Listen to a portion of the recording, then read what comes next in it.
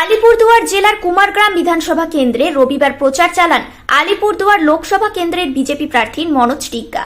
এদিন কুমারগ্রাম বিধায়ক প্রচুর বিজেপি কর্মী সমর্থকদের সঙ্গে নিয়ে প্রচার শুরু করেন। প্রথমে কুমারগ্রাম ব্লকের কামাখ্যাগুড়ি তেঁতুলতলা চৌপথি থেকে বাইক র্যালি করে প্রচার শুরু হয়। এদিন কামাখ্যাগুড়িতে একটি নির্বাচনী কার্যালয় উদ্বোধন করেন মনোজ টিগ্গা। এছাড়া এদিন একাধিক কর্মী সভায় যোগ দেন তিনি। কামাখ্যাগুড়ি হরিবাড়ি মন্দিরে পুজো দিয়ে মনোজ টিগ্গা পরবর্তীতে বারোবিশা এলাকায় কর্মীদের সঙ্গে বৈঠকও করেন।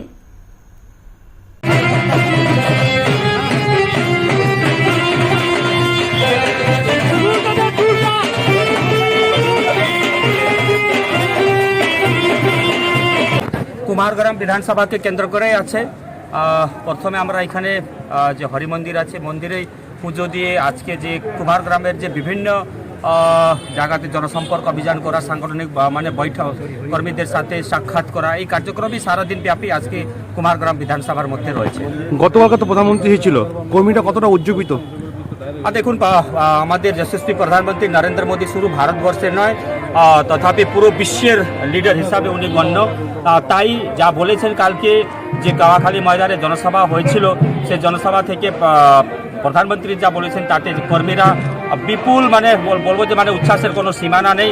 সবাই মানে ওখান থেকে এসে সবাই কাজে নেমে গিয়েছে এবং আশা করি আগামী দিন আলিপুরদুয়ার যে লোকসভা সিট আছে সেটা আমরা একটা ভালো ব্যবধানে জিতব। এখানে দেখলাম আসাম কর্মী সমর্থন আপনাকে ফুল দিয়ে সকালে জানালেন, কর্মীদের মধ্যে কতটা উচ্ছ্বাস লক্ষ্য? প্রচুর উৎসাহ রয়েছে, তার কোনো মুখে বর্ণনা করা যায় না। প্রচুর উৎসাহ রয়েছে, তার প্রতিফলন আমরা ভোটে পাবো। নরেন্দ্র মোদীর মনোনীত প্রার্থী মনোজ টিগ্গাকে আলিপুরদুয়ারের ঘরের ছেলে মনোজ টিগ্গাকে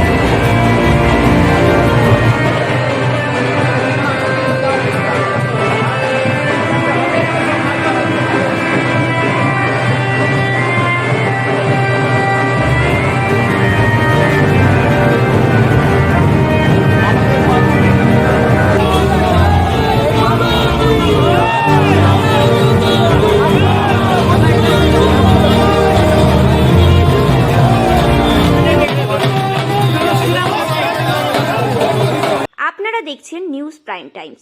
সঙ্গে থাকুন এবং দেখতে থাকুন নিউজ প্রাইম টাইমস।